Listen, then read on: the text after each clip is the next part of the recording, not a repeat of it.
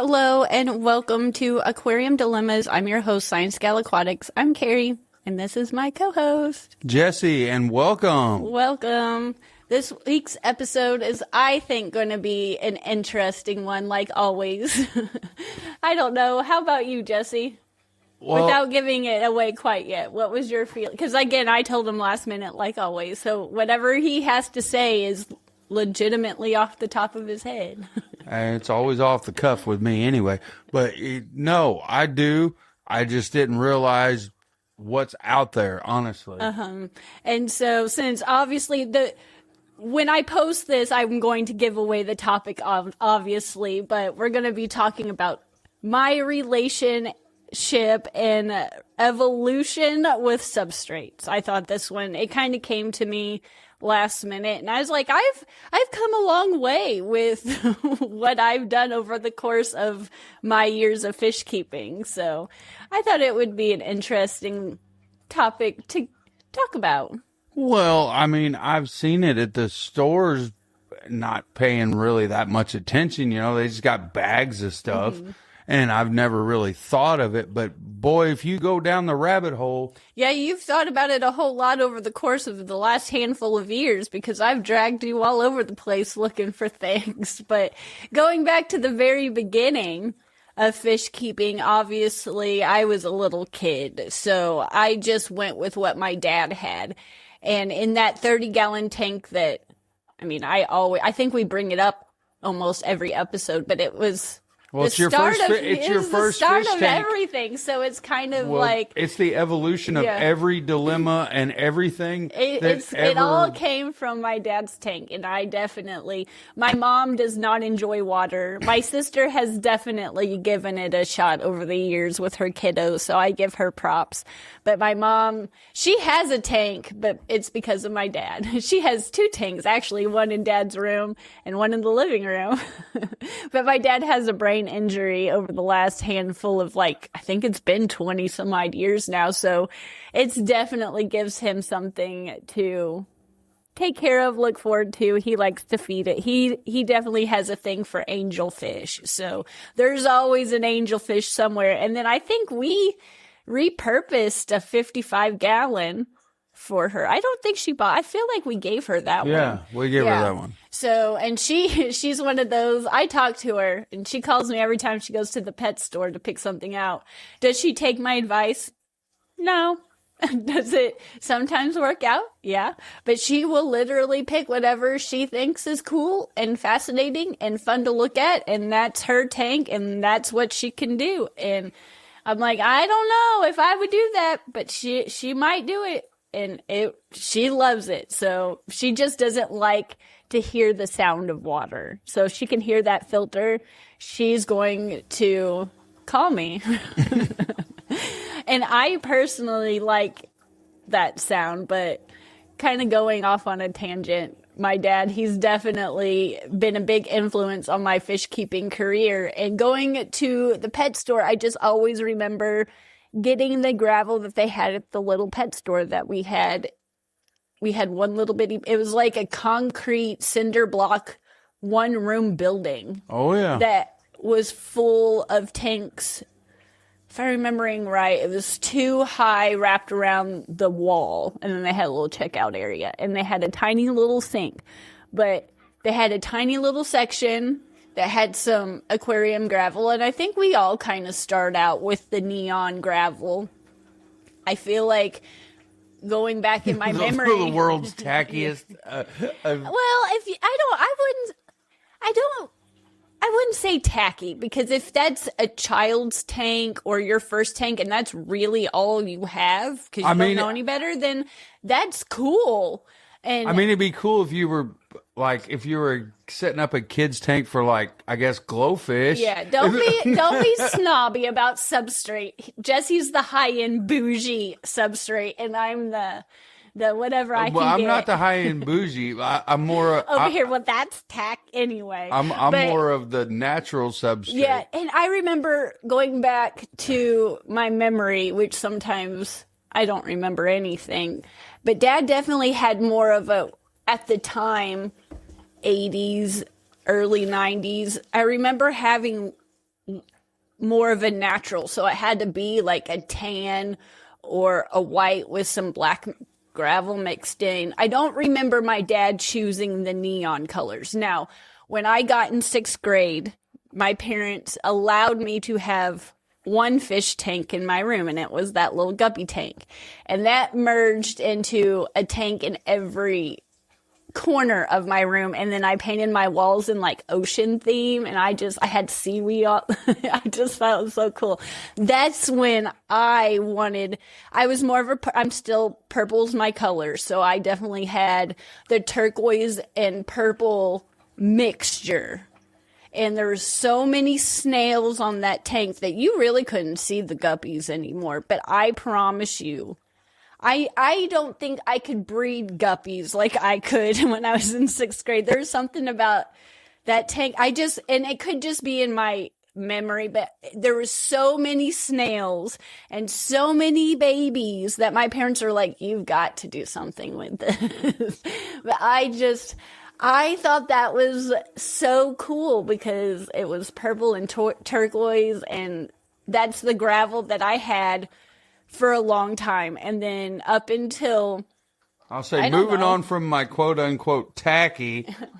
wasn't tacky, it was cool. Now, was it something I would choose now? No. But looking back on it, if I had one tank devoted to what my childhood tank was, or I could set up my dad's tank like I did when I was a kid now, I would do that. I would have like one throwback tank of like, this is the best I can remember. Now, I don't think I could get the same decorations, but I could put some plastic plants and some neon gravel and a whole bunch. Like, I think that would be kind of a sweet, sentimental. No one would think it would be as cool as I do, but man, I would think it was cool. But that's like trying to bring back disco. It's like a retro tank. Why not? But I used that, and I couldn't tell you the brand, but it's the one that you always see at the pet stores, those little bags of gravel. I moved on to a more beigey look in my later 20s when I had the bow front. I had that 30-gallon bow front. Dad had a 30-gallon just rectangle tank, and then I got it was like my first big aquarium purchase, and it was with an ex-boyfriend. I think I was 22. And we went to PetSmart, I think. And I thought I was just the biggest adult in the whole world. I was like, I would like this tank with this stand. He paid half, I paid half. It worked out. That was the only thing in that breakup I fought for. You can have whatever you want. Just give me this tank. And that was the tank that I had. The 3 puffer fish. I had the rope fish, and gosh only knows what other stuff I had throughout that tank. But I had that in my apartment, and that's the tank that I drug to every apartment in my 20s, and my roommates hated me. Then I moved on to goldfish. But during that phase, I found it was the same bags that you get, but that was the larger, like, pebble stones. So I had the gravelly mix with the larger stone mix. So I wouldn't say it was neon. I always associate those bags of gravel as neon, but it was more of a natural look. And I still to this day think that there's some of that left in that bow front, because I don't remember ever completely cleaning that. I think we've added and maybe scooped out some stuff and added more, but I don't think I've ever, because I had those goldfish when I moved in with you. Yes. So I had those goldfish for like 16 years. We resealed that tank. Not that bow front. Not the bow front. We redid Dad's tank. Oh, okay. But not that bow front. But I think I've resealed so many tanks. Yeah, we definitely have. Point. They've kind of, I have to stop and think about it because I don't remember a whole lot, like day to day. It's hard. I have to I'm one of those write it down people. And if it's not on my list or I didn't write it down, I won't remember it. And if you change my plans, I'm going to probably like be a little mad. ask Jesse. Don't change my plans, please. But anyway, that's when I got introduced to, I thought something different. So I had the gravel and the pebble. It looks like a larger gravel stone, but with those, they're not sharp. It's that smooth gravel. Yeah. But with those bags, you don't have to clean it, you don't have to rinse it out. That's kind of, if I had to name a big perk about buying that, it's not as dusty. And I don't remember, is it epoxy? It's got some kind of slight little coating around it, and it's not sharp. Well, every different company's different on what they coat them in. But so if you have bottom dwellers, that's really all it would kind of, to me, it comes down to if I want to go get something a little bit more expensive at the pet store or something at like a hardware store. If you have something that. But you can get the same stuff at the hardware store. The problem is you are going to have to rinse it. You can get the exact same stuff. But what I'm saying, they have like around each stone, there's like a coating on it, and so it's not as sharp. Whereas if you get it at the hardware store, I assume. Well, I'm not going to even say. I don't know if they're all like that, but the ones that you can get the perfectly round tumbled stones at the hardware store. They're just not coated. Yeah, and the problem is you get fines with it. Well, and going into, I used that same, like I said, I had that one goldfish. It turned into a goldfish tank up until I moved in with Jesse. So I didn't branch out to new things during this stage. I kind of stuck with the same thing for a very long time for Substrate. I wasn't introduced to live plants yet, so I just had the plastic plants. I didn't know anything about like the bacteria, the micro stuff that you want in your tank. I was just put it in the tank, put my fish in the tank, and see how it goes down. I enjoy feeding them, and that's what I did substrate wise for a long chunk of my fish keeping career. Well, that's a little fun fact too about the substrates, especially when you get into the bigger rocks or the bigger pebbles.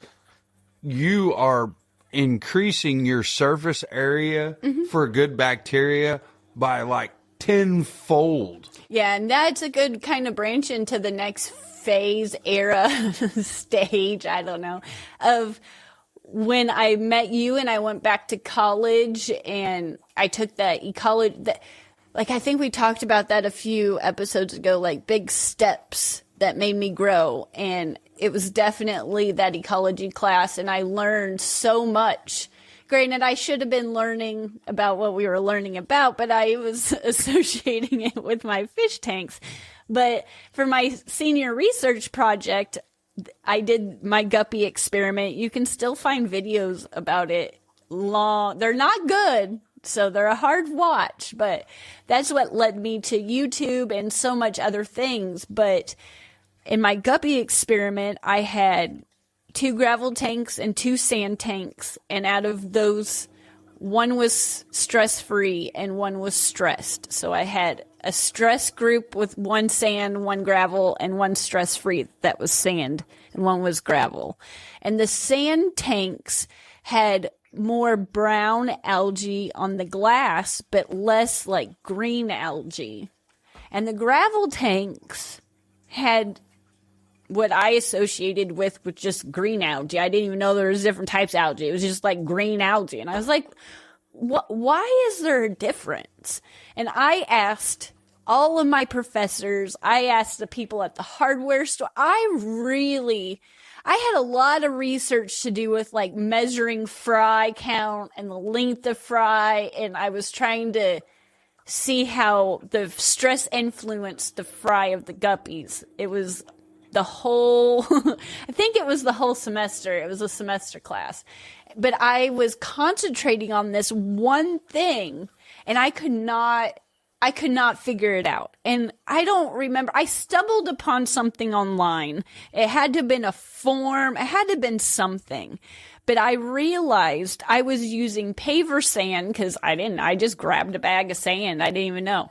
But there's different types of sand, and I was using paver sand, and that had more calcium carbonate in it. And it was causing more of the diatom algae, which is more of the brown algae. And that, to me, I don't know why it was such an epiphany. It led me down so many rabbit holes because that's how I got led to YouTube and the whole community. It was just from that one little thing that had nothing to do with my experiment that I ended up having to write it was a whole thing. But I was fascinated by why there was two different things, and it came down to the substrate. But again, that runs you down the rabbit hole. Oh, it was a rabbit hole. If you don't realize, there's so many different types of sand, and then the different types of minerals in that sand, depending on whether you're getting it from the fish store, whether you're getting it from a hardware store. You can get so much, and every different type of sand has a little bit different levels, and you can actually look on especially if you're at the hardware store, because that's where I like to get all my stuff, because I can get 50 pounds for... It's a lot cheaper.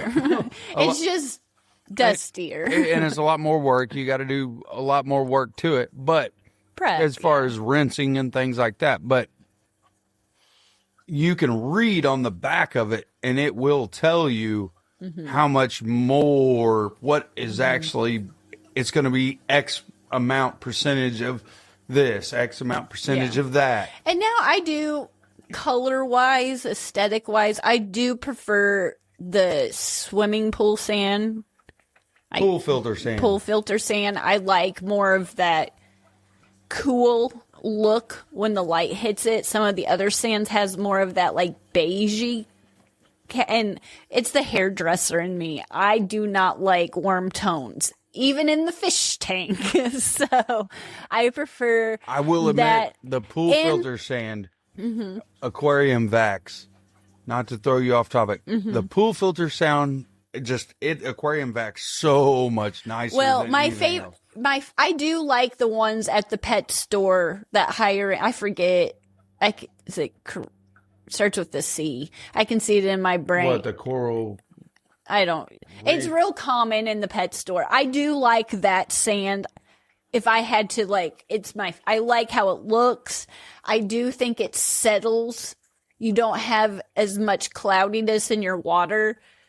And I feel like with sand, it gets that first layer over time gets I don't know if crusty is the right word, but it kind of gets hard. Well, it gets compacted. It's sand because it's water. Then when you go through it with the aquarium sand, sometimes after a few months, I'll kind of scoop it out and replace it because I don't like that. And with that higher end sand, I don't run into that as quickly. Do I still have that over time? Yes.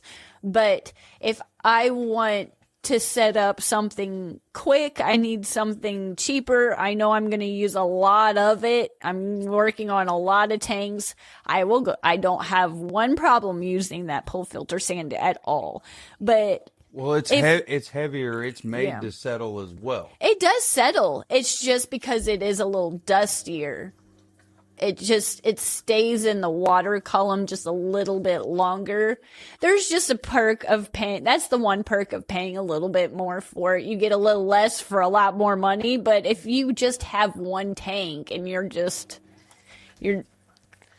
if budget's no option, ideally. Well, I guess the right way to put it in my mind is if you're doing a 55 or a 75 gallon tank and you're going to be building up the sides and making... Yeah, then I would go with... I mean, you're going to end up spending hundreds and hundreds of dollars on these little bitty bags of sand.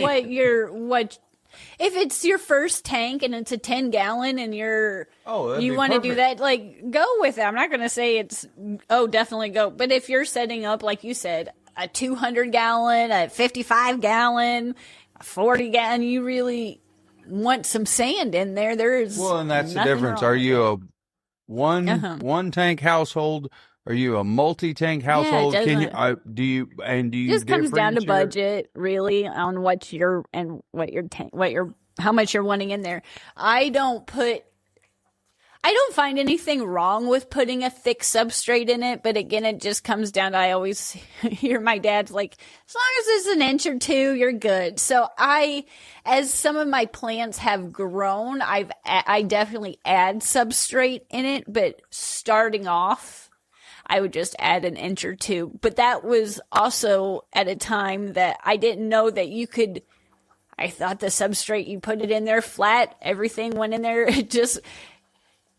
everything was flat. And now I kind of work with more of, like you said, I'll mound the sides up, I'll work with rocks, I'll make it more of an aquascape. We're not there yet. I know that, but if it comes down to how much you're wanting to add in there, some people prefer like 4 inches and some people prefer no substrate at all. So there's really no right or wrong when it comes down to that. It may be your fish breed. Some people or some fish might need something to breed. Some plants might need this, but during that phase of my fish keeping, I just had the goldfish tank and my my experiment tanks. I hadn't really gotten down to the phase yet that's coming where I really exploded with trying new things. Well, trying the new things, that I think really popped off whenever I decided I wanted to play with plants. Yeah, I would say definitely. I was experimenting with mixing sand and gravel, and I thought that was a major step. That kind of, after my experiment was over, I had all these guppies, I had all these cool tanks. Jesse wasn't the happiest with them being all in the dining room, but we were kind of discussing moving them down to the basement. I was in that, should I keep all of these? But I had always been bit by the fish keeping bug, but I was bit. I was really wanting to keep it, and I had started a channel. And I walked into class, whoever those 9 subscribers were that stuck with me during that, I don't know, I was just begging for help stage. Why are these tanks doing this stage? And I had 9 subscribers. And I even mentioned that I had a 30-minute presentation. I wrote a book, basically. It was a 1.5-inch binder, the printout report over this experiment. It was just a whole thing. And I wanted to do something with the channel, but I was still kind of scared. Like, what do I do now? I don't have this experiment. Like, I was still really finding my place on what I wanted to do in the hobby. And when we decided to keep the tanks and kind of go with the channel, like, you can go ahead, let's do something with this, not just like delete it. I mixed sand and gravel together. And I was like, I am so cool. Look at me branching out. I'm going to have the best of both worlds. Like, the maintenance is a little it's not hard, but if you keep a sand only tank or a gravel only tank, the maintenance was a little different. You have to be a little bit more careful so you don't suck out all your sand, but that's really about it. So I was like, the maintenance is going to be like nothing. That phase again was just, look at me branching out of my box. I'm mixing, and it wasn't that I never thought about it, but I never thought about it. This was growing up. This was how my dad did it. I didn't know any different. I didn't know any other fish keepers. I duplicated that tank with my goldfish tank, and that's the way it's done, I get, So these are big steps because I don't change much. Nope, I solved that problem. Yeah, and then Jesse got bit by the plant bug, and we discovered active substrates. And when it comes down to it, inert substrates don't do anything to your water chemistry. Active substrates like fluval stratum, they're like little balls of clay, usually. and it kind of buffers your water a little bit. And so it changes your water chemistry a little bit. Oh yeah, there's all kinds now. Yeah. I mean, you can go down the rabbit hole. There's living substrates. There's you can get anything you want. We got introduced to more of an active substrate, and that I wouldn't say it's something you have to watch really carefully, but when I first got introduced to it, I would do like a flue stratum only tank, and I guess I knew, but I didn't know that you're going to have a little bit of an ammonia spike in the beginning, and when you use tons of it, you might do a little extra water changes for that additional while, but I stopped doing that because I was like, this is kind of a mess. This isn't doing me any favors. But then I got into the aquascaping.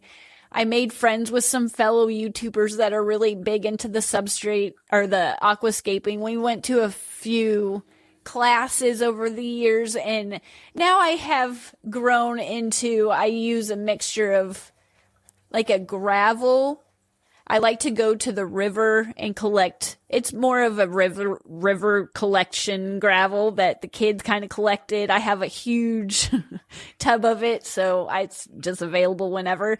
And then I do still buy this at the pet store. It's like, it's bigger than sand and it's smaller than gravel. It's like tiny little pebbles. But we got introduced to it at one of the aquascaping lectures, and I can't, now that I'm thinking of it off the top of my head, I can't remember what it's called, but it's bigger than sand, but smaller than pea gravel, and it is at the pet store. And I really like mixing those two together and kind of topping it off with some kind of active substrate for the shrimp and the plants. The shrimp really like it, but I don't go overload. Like I was using it a bit too much. And if that works for you, if you have a really heavy planted tank, that might still work.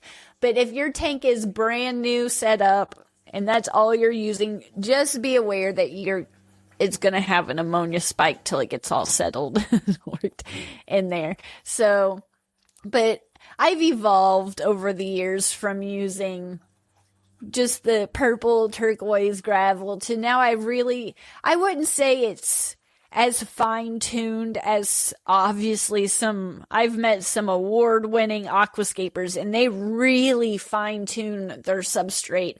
They sprinkle in some things that I've written down in notes over the years, but I write it down and then I can't ever find it. And I'm sure there's going to be another jump. I'm going to evolve to maybe do even more of a layering. So stay tuned and we'll grow together. But in the layering of the substrate, we've listened to several different lectures. You can put down powdered mineral in there, especially if you're a planted person.